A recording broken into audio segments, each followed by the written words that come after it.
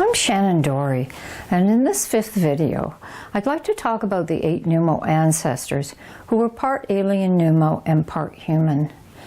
The Nummo ancestors were immortal androgynous beings who did not perceive the world the same way we do. Instead, they could hear vibrations from all living things and natural objects. My understanding is that these vibrations are created when large red giant stars explode as supernovas. Each large red giant star has its own specific sound signature, which then becomes a part of everything created in the world from that particular star. This is Cassiopeia A, whose violent supernova explosion was seen from Earth 325 years ago, and is the first light image from the Chandra X-ray Observatory. Spitzer captured the infrared echo caused by the supernova, which appears here in color. The stardust remains gray, which is the star's debris that will eventually go on to create new stars, planets, and life. You've heard we are all stardust? Well, this is where that phrase comes from.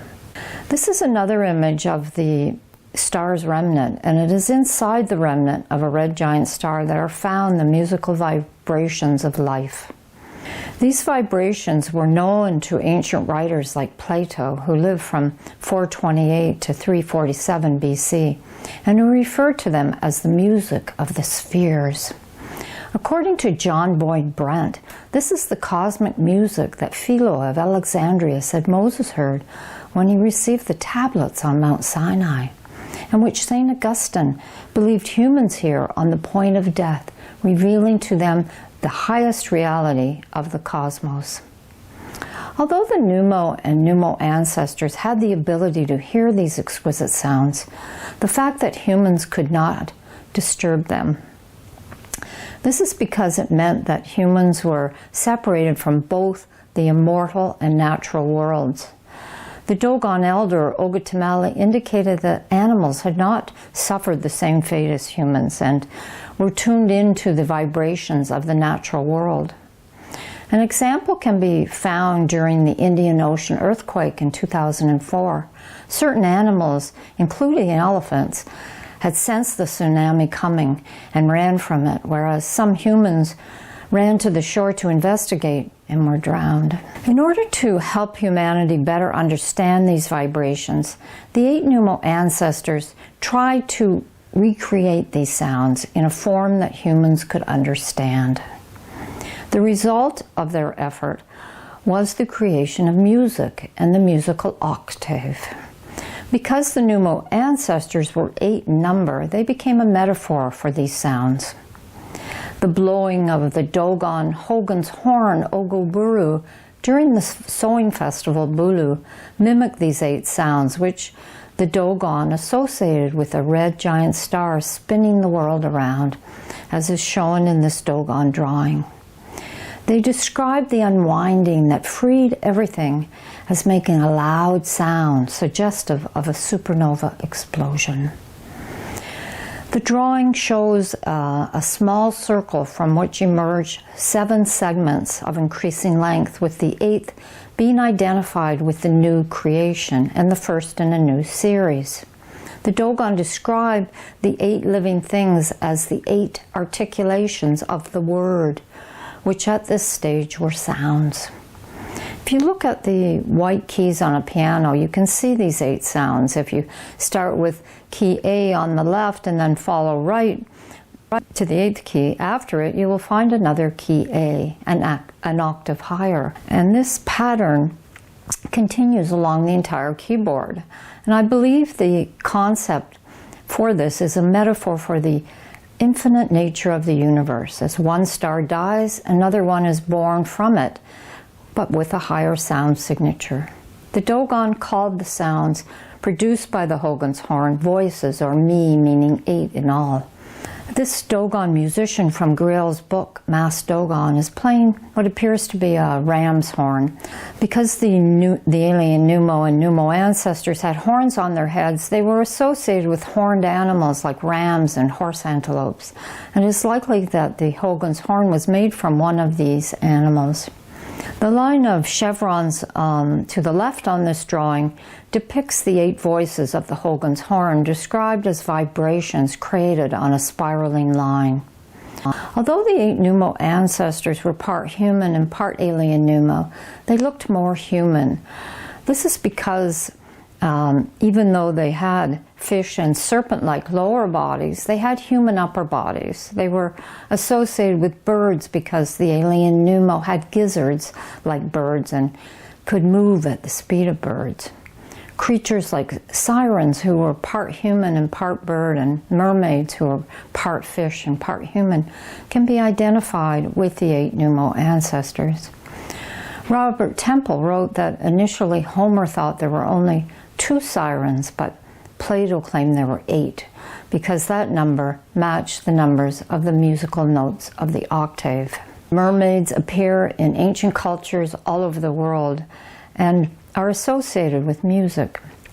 Carved sirens were often found hidden in medieval cathedrals and churches under the misericords of choir stalls, no doubt by those individuals who still practice the old religion. This is a misericord mermaid from Carlisle Cathedral in England, dated to 1400 to 1419, and found in my book, The Nummo. She holds a circular object in her hand that later patriarchal cultures identified as a mirror, but which was probably a drum or tambourine. We see 4 mermaids playing musical instruments on this 14th century red-painted ceiling vault in this photo by Chatham, located in the Oisy Departmental Museum in northern France. It depicts 4 mermaids, with one playing a drum and flute, another a violin, and the third a bagpipe-type instrument with a string instrument behind it. This is a close-up of the 4th of the mermaids. She's higher up in the vault, so we flipped it here so you could see her better. She plays a type of string instrument. Red is a symbol of the red giant stars and the musical vibrations of life, so this red background on the ceiling vault is very important. The Nummo ancestors were dual and often appear in pairs. A mermaid playing a guitar is from the 17th century. It's located in the main courtyard of the City of Mexico Museum, and it is part of the historic center of Mexico City. The photo taken by Alejandro Lenar Garcia shows a shell as a backdrop in the shape of a sun's rays, and the sun was a symbol of the alien Nummo, and shells were associated with their aquatic nature. Dual male mermen appear on either side at the top, probably with musical instruments in their hands, which have since worn away. A strange head with a fish body appears below and is similar to a Celtic green man, and is perhaps being paired with the guitar-playing mermaid. Similar fish creatures appear on the sides. The alien fish-tailed Nummo were green, and my research in Day of the Fish reveals an association with the Celtic green man. These dual mermaids are from a former Benedictine monastery known today as the Grand Sauve Abbey, which was founded in 1079 in France. This photo, which shows the mermaids with their musical instruments, was taken by Ophelia II, along with these dual bird sirens found in the same abbey. Notice the circular markings on these sirens. We find a similar circular marking on this siren made of a fine porphyry by the Mississippi mound builders. It was found in an enclosure 12 miles or 19.31 kilometers beneath the city of Chillicothe, Ohio. This siren may have originally been a musical whistle or a flute, which was later adapted as a pipe. On this Roman coin from 19 BC in the reign of Augustus, we see the Emperor Augustus on one side and a siren on the other, holding a flute in each hand. Symbolically, this shows Augustus being twinned with the siren. Because the Nummo spaceship was identified with fire and strange vibrations, the Dogon associated it with a smithy, and the alien Nummo and Nummo ancestors were known as heavensmiths. Because of this association, Dogon musical instruments were said to have evolved from the smithy. The Dogon elder Ogatameli told how the smithy's bellows evolved into a drum, and the smith's hammer, drumsticks. The smith's anvil, which represented the divine feminine and symbolized a red giant star, was turned into a bell. In this picture of Dogon musicians taken by Griot at a Dogon funeral sometime in the 1930s or 40s, we see drums and the bell. Ogatameli said that when humans quarreled with one another, the smith would strike the anvil bell or rock, and this represented the Nummo, bringing a divine note into human disorder. We find this musical association with the smithy in other places of the world. The hydraulis was the world's first keyboard instrument and was the predecessor of the modern church organ. In the 6th or 7th century, bellows were used to supply Byzantine hydraulis organs with wind. In this photo by Michael Garlick of the 15th century misericord taken at St. Peter's and St. Paul's Church in Lavenham, England, we see smith's bellows being played by one siren and a violin by the other. The smithy, as it pertains to music, also appears in historical references from ancient Greece. According to Calvin Bauer, the developmental of Greek musical thought was attributed to the mathematician and philosopher Pythagoras of Samos, who lived from 6th to 5th century BC. By divine guidance, Pythagoras discovered the mathematical rationale of musical consonants from the weights of hammers used by smiths. On this copper engraving by Eberhard Kieser, created in 1628, we see Pythagoras depicted holding a set square, standing beside smiths with their hammers.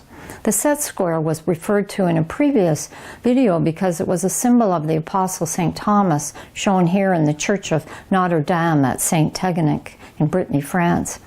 It was also identified with the Chinese serpent-tailed fuxi shown on the right on this mid-7th century Tang Dynasty funeral banner. The Apostle St. Thomas was Jesus' twin, and fuxi was Nua's twin. So duality is a characteristic of the 8 Nummo ancestors. The set square is an important symbol of the ancient religion, which later became a Masonic symbol. My research associates the smith's hammer with the Masonic hammer. 3 of the Dogon smithy's anvils were described as being the hand, body, and bust of the Nummo ancestor. In the Dogon depiction of 3 anvils, we find the lower body of a horse and the upper body of a human, like a Greek centaur. The alien Nummo were symbolized by the horse, and this depiction from the musical smithy indicates that centaurs were also associated with the 8 Nummo ancestors and the music they created.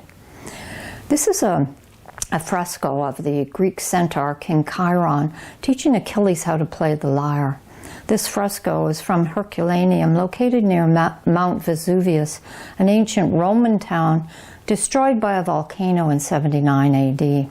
The horns on the centaur's head are particularly important since the Nummo and Nummo ancestors had horns. This is a photo of a centaur playing double pipes on a Roman agate onyx dated to the 1st century BC and taken by Salco, who rightly points out that the siren was likely the source for the angelic figure. Notice the horns on the bottom frame. An interesting depiction of a horned centaur, shown enlarged here, appears on this Byzantine fresco behind the singer Orpheus, in this photo by Giovanni dall'Orto. The Byzantine Empire was located in Istanbul, Turkey from 330 to 1453. Orpheus appears with a similar face, making a connection between the centaur and Orpheus. Poets such as Simonides of Chios lived from 556 to 468 BC, said that Orpheus' music and singing could charm the birds, fish, and wild beasts, and coax the trees and rocks into dance, and divert the courses of rivers. Kanara and Kanari are benevolent celestial beings from Hindu and Buddhist mythology, depicted as part human, part bird, and sometimes part horse creatures, who are renowned for their music. In this photo by Gryffindor of this Ly dynasty statue dated 1057 from the National Museum of Vietnamese History, the Canara holds a drum. This photo of a bird woman Canary by Michael Gunther is from the Mbeka Devala temple in Sri Lanka, built in the 14th century. She holds a stick zither type of veena in her left hand with a gourd attached to it and strides among the clouds at her waist. Her oversized right hand holds another instrument, perhaps a cymbal. References to musical instruments with gourds are particularly important because in the Dogon religion, a red calabash or gourd was a symbol of a red giant star. The music from the instrument would have represented the vibrations that create and regenerate life from the red giant star. This is a photo of a relief at the base of Borobudur, a 9th century Mahayana Buddhist temple in central Java, Indonesia, taken by Cassian Cephas. It shows two Kanaras standing beside the tree of life with cymbals and an alapina veena, a type of musical bow that also uses a gourd as a resonator. The Dogon described the red giant stars or red calabash as being attached to the primordial calabash tree. The tree of life in this Mahayana Buddhist temple relief may be making an association with the calabash tree and the red giant stars as the creators of life. In the Sanskrit Indian epic Mahabharata, compiled between the 3rd century BC and the 3rd century AD, the Kanaras are described as half man and half horse beings living in the Himalaya mountains at Mount Mandara. The Indian epic is traditionally ascribed to this sage Vyasa, regarded by many Hindus as a partial incarnation of Vishnu. Vishnu's fish avatar Matsya is shown here from a manuscript in the British Museum. Vishnu was referred to in my book Day of the Fish because he looks how the Dogon described the 8 Nummo ancestors, with their fish tails. The tall head covering is suggestive of a horn, and the 4 arms indicate duality. The sage Vyasa was considered one of the immortals called the Kiravangizi, believed to still be living in the current age known as the Kali Yuga.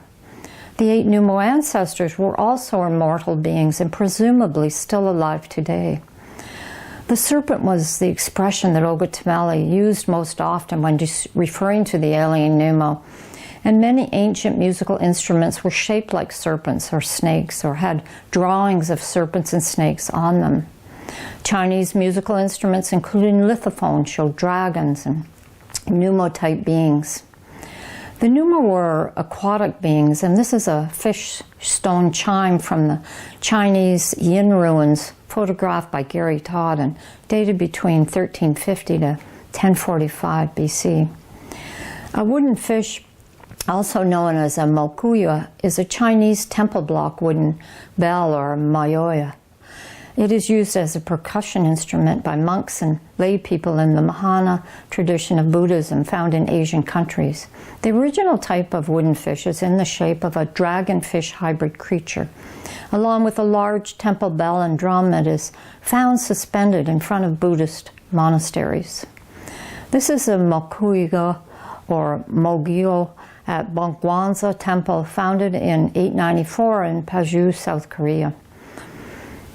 In Day of the Fish, I referred to Lu being fish-shaped, similar to Dogon drawings of the alien Nummo, as is shown here on the cover of the Pale Fox.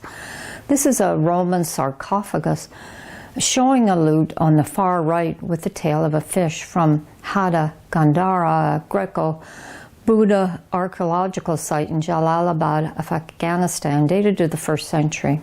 The words lute and oud were thought to possibly derive from the Arabic al-ud, which means the wood, in reference to the lute. Henry George Farmer identified the similarity between the word al-ud for the lute and al-ud, which means the return of bliss. These references and artifacts indicate that the 8 Nummo ancestors appeared in various places throughout the world and were known not only for their delightful music, but for the spirituality it encompassed.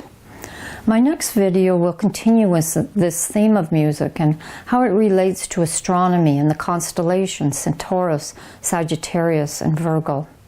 For more information on these things, you can refer to my books, which you can purchase from my website, shannondorey.com. Thank you for watching.